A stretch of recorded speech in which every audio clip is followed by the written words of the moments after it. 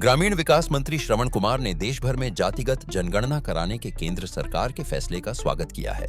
उन्होंने इसे सामाजिक न्याय की दिशा में एक ऐतिहासिक पहल बताते हुए प्रधानमंत्री नरेंद्र मोदी को बधाई दी। उन्होंने कहा कि जातिगत जनगणना की मांग कोई नई नहीं है। इसकी नींव मुख्यमंत्री नीतीश कुमार ने 1990 के दशक में रखी थी। उन्होंने एक पुराना वीडियो साझा करते हुए बताया कि वर्ष 1994 में नीतीश कुमार ने लोकसभा में जातिगत जनगणना की आवश्यकता को जोरदार ढंग से उठाया था।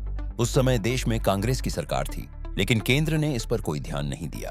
जाति आधारित गणना कराने के लिए देश के प्रधानमंत्री जी ने जो पहल की है, जो घोषणा की है, उसके लिए प्रधानमंत्री जी को कोटि कोटि नमन, कोटि कोटि बधाई, कोटि कोटि धन्यवाद देता हूँ।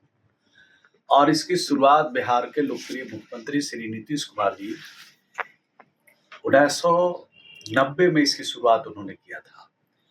और देश के महामहिम राष्ट्रपति जो भी दिवंगत है, आदरणीय स्वर्गीय ज्ञानी जैल सिंह जी से प्रेरणा उनको मिली। ज्ञानी जैल सिंह ने माननीय नीतीश कुमार जी को फोन करके अपने कहा कि एक बात की जानकारी देना चाहते हैं, उन्हें आना चाहते थे उनके घर पर, लेकिन माननीय मुख्यमंत्री श्री नीतीश कुमार जी उनके घर पर जाके पूरी बात को उनसे समझने की कोशिश की। तो ये जो बात जनगणना की है, वो जनगणना की बात ज्ञानी जैल सिंह ने बिल्कुल उनको समझाया और माननीय मुख्यमंत्री जी ने इस पर पहल 1990 से करना शुरू किया।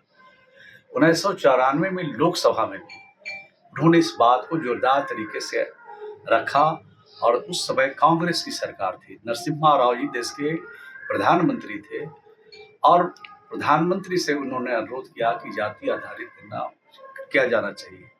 तमिलनाडु की इशू पर भारत सरकार ने एक बिल लाया था कि तमिलनाडु में जो समस्या है उसका हल के लिए, लेकिन उन्होंने कहा कि सिर्फ तमिलनाडु की समस्या ये नहीं है जाति आधारित जनगणना, ये पूरे देश का सवाल है।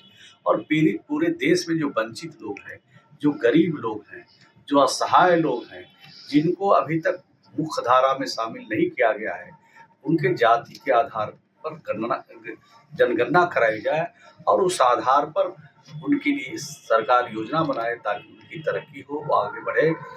और ये बात उन्होंने लोकसभा में कही थी, वीडियो भी हम लोग के पास अवेलेबल है। और फिर विधानसभा में जब अपने बिहार के जाति आधारित गणना को पारित कर रहे थे, उस समय भी बात माननीय ज्ञानी जैल सिंह की बातों को उन्होंने विधानसभा के सदस्यों के सामने, सब मीडिया के सामने ये बात रखी। तो हमारा जो प्रयास था, हमारे नेता का जो प्रयास था, उस प्रयास में हमें सफलता मिली है।